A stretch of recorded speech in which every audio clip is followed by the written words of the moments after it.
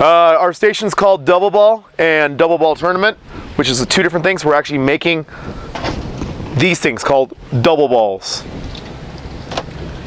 What materials do you need for this station, and how did you bring them up?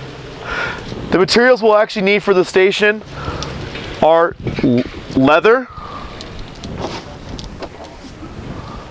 traces for the leather, or patterns, markers, scissors to cut it out, a leather punch. There's a technical name for it. I don't know what it is. It's a leather punch. Needles, sinew, because it's sticky, you need sinew, not twine, and lentils to fill up the double ball. The other thing you will actually need as well is not here, is a cutting mat, or be prepared to cut on the tables, because you will have people who will use their knives, so just giving you a heads up. So that's required for the double ball making. The other thing that we will also need for the double ball tournament is you'll need a double ball set. As you can see, it's PVC wrapped in duct tape.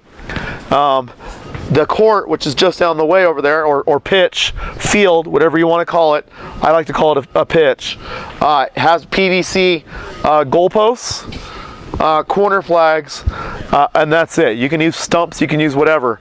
What's important about that is you will need a stopwatch, and you will also need a way to signal that the time's done. So usually a whistle of some sort, or someone with a really loud voice.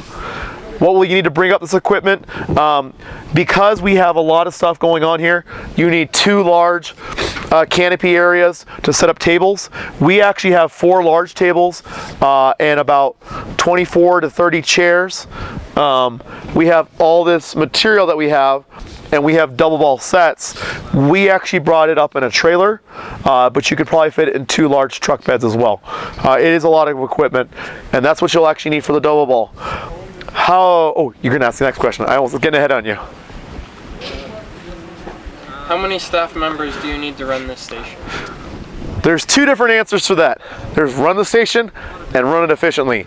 We have run the station before with 2 or 3 people. That was 1 person running the double ball making area and 2 people out there on the field running the double ball tournament. But to run it efficiently, you want pretty much at all times 2 people at the double ball making.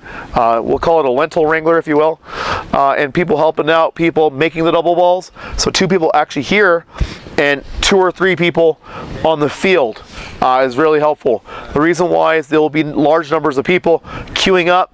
While people are queuing up to make time move faster, or the teams move through faster, you would actually have people explaining how to play double ball, and then you actually have 2 people out there in the field roughing the game.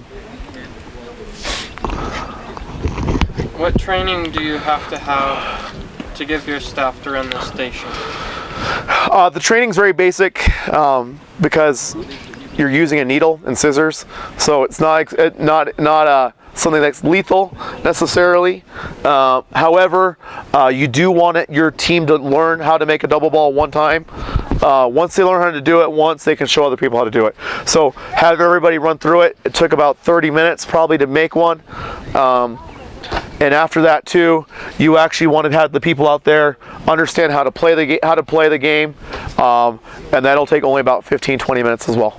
So very little training. Are there any specific BSA certifications you must have to run this station? BSA specific, you need to be trained, because every boy deserves a trained leader. No, it's joking. That was good. What training do you give the boys that participate in this station? What would you... A briefing? Oh, yes. The information we actually give the boys is because they are playing with sticks. They like to hit each other. We do have specific rules about hitting each other's body parts, because whacking hands is actually very painful with PVC pipes, because they are heavy. We go through some safety on that. We talk about having a little bit of respect, at the same time having a lot of fun, because it is a mountain man event out here. Do you give any awards out? We actually do. One of the big things that we do on our last day, the day before the Coulter run, so we actually do it on Friday, is our actual last day that we do this double ball tournament. However, the double ball making's the last day. We do it all 3 days. We actually have a double ball set. So we actually have a set of 12 or 20 of these sticks, different colors, and then we actually have 2 standards and a double ball that will go to the winning team, so they can actually play double ball with other teams or with other groups in their respective organizations.